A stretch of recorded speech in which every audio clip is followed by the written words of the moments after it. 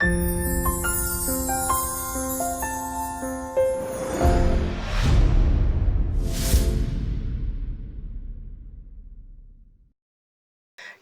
ನಮ್ಮ ಚಾನಲನ್ನು ಸಬ್ಸ್ಕ್ರೈಬ್ ಮಾಡಿಲ್ಲ ಅಂದರೆ ಈ ಕೂಡಲೇ ಸಬ್ಸ್ಕ್ರೈಬ್ ಮಾಡಿ ಹಾಗೂ ಪಕ್ಕದಲ್ಲಿ ಕಾಣೋ ಬೆಲ್ ಐಕನನ್ನು ಕ್ಲಿಕ್ ಮಾಡಿ ನಮ್ಮ ಹೊಸ ಹೊಸ ವಿಡಿಯೋಗಳ ಅಪ್ಡೇಟನ್ನು ಪಡೆಯಿರಿ.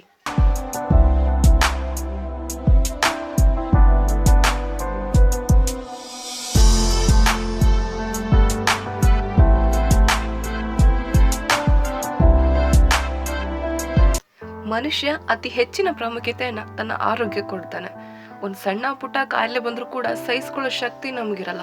ಏನಾದರೂ ಕೂಡ ನಾವು ಡಾಕ್ಟರ್ ಹತ್ರ ಓಡೋಗ್ತಾ ಇರ್ತೀವಿ. ಇವಾಗ ನಾನು ಮುಂಚೆ ಹೇಳ್ದಂಗೆ ಒಂದು ಸಣ್ಣ ನೆಗಡಿ ಬಂದರೂ ಕೂಡ ನಾವು ಡಾಕ್ಟರ್ ಹತ್ರನೇ ಹೋಗೋದು. ಆ ನೆಗಡಿ ಬಂದಾಗ ಕೆಲವರಿಗೆ ಬೇಗ ಹೋಗೋದೇ ಇಲ್ಲ, ತುಂಬ ಹಿಂಸೆ ಮಾಡುತ್ತೆ. ಸೊ ಅಂಥವ್ರಿಗೆ ಒಂದು ಒಳ್ಳೆ ಮನೆ ಮದ್ದನ್ನು ಹೇಳಿಕೊಟ್ಟಿದ್ದೀನಿ.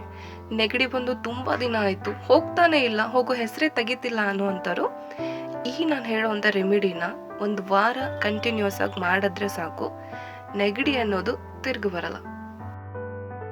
1 ಗ್ಲಾಸ್ ನೀರಿಗೆ 1 ರಿಂದ 1.5 ಇಂಚಿನಷ್ಟು ಹಸಿ ಶುಂಠಿನ ತಗೊಬೇಕು. ಅದ್ರ ಜೊತೆಗೆ 2 ರಿಂದ 3 ಕಾಳುಮೆಣಸು ಆ್ಯಂಡ್ 2 ರಿಂದ 3 ಲವಂಗ, ಈ 3ಅನ್ನು ನೀಟಾಗಿ ಕ್ರಷ್ ಮಾಡ್ಕೊಳ್ಳಿ, ದಪ್ಪ ದಪ್ಪ ಕುಟ್ಟಿಟ್ಕೊಳ್ಳಿ. ಅದನ್ನು ನೀರು ಜೊತೆಗೆ ಬಾಯ್ಲ್ ಮಾಡಿ. ಒಂದು 5 to 10 ಮಿನಿಟ್ಸ್ ಇದನ್ನು ನೀಟಾಗಿ ಬಾಯ್ಲ್ ಮಾಡಿ ಆದಮೇಲೆ ನೀರನ್ನು ಸೋಸ್ಕೊಂಡು ಅದನ್ನು ಬೆಚ್ಚಗಾದ್ಮೇಲೆ ಕುಡೀರಿ.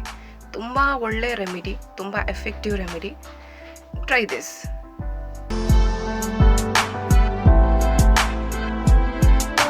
ಆ್ಯಂಡ್ ಸೆಕೆಂಡ್ ಒನ್ ಬಂದು ಈ ಸೀಸನಲ್ಲಿ ಕಾಡುವಂಥ ಮತ್ತೊಂದು ಕಾಯಿಲೆ ಕೆಮ್ಮು.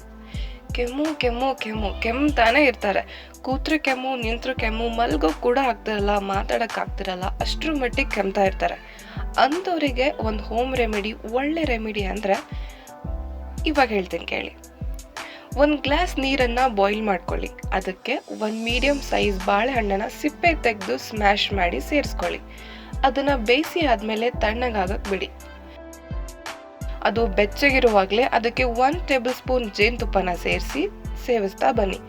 ಈ ರೀತಿ 2 ರಿಂದ 3 ಸರ್ತಿ ಅಥವಾ 4 ಸಾರಿ ಮಾಡಿದ್ರೂ ಸಾಕು ಒಂದು ದಿನಕ್ಕೆ. ಇಷ್ಟು ತಿಂತಾ ಬಂದರೆ, ಸೇವಿಸ್ತಾ ಬಂದರೆ ನಿಮಗೆ ಒಳ್ಳೆ ಎಫೆಕ್ಟಿವ್ ರಿಸಲ್ಟ್ ಸಿಕ್ಕುತ್ತೆ. ಸೊ ಫ್ರೆಂಡ್ಸ್, ಇವತ್ತು ಹೇಳಿರೋ ಆರೋಗ್ಯ ಮಾಹಿತಿ ನಿಮ್ಗೆ ಇಷ್ಟ ಆಗಿದೆ ಅಂತ ಭಾವಿಸ್ತೀನಿ. ಇಷ್ಟ ಆಗಿದ್ರೆ ದಯವಿಟ್ಟು ಲೈಕ್ ಮಾಡಿ. ನೀವು ಮಾಡೋ 1 ಲೈಕಿಂದ ನಮಗೆ ಮೋಟಿವೇಟ್ ಸಿಕ್ಕತ್ತೆ ಒಳ್ಳೊಳ್ಳೆ ವಿಡಿಯೋ ಮಾಡೋಕ್ಕೆ. ಹಾಗೆ ಯೂಸ್ಫುಲ್ ಅಂತ ಅನಿಸಿದ್ರೆ ನಿಮ್ಮ ಫ್ರೆಂಡ್ಸ್ ಆ್ಯಂಡ್ ಫ್ಯಾಮಿಲಿ ಜೊತೆ ಕೂಡ ಶೇರ್ ಮಾಡಿ. ಆ್ಯಂಡ್ ನಮ್ಮ ಚಾನಲ್ನ ಸಬ್ಸ್ಕ್ರೈಬ್ ಮಾಡೋದನ್ನು ಮರಿಬೇಡಿ. Thank you.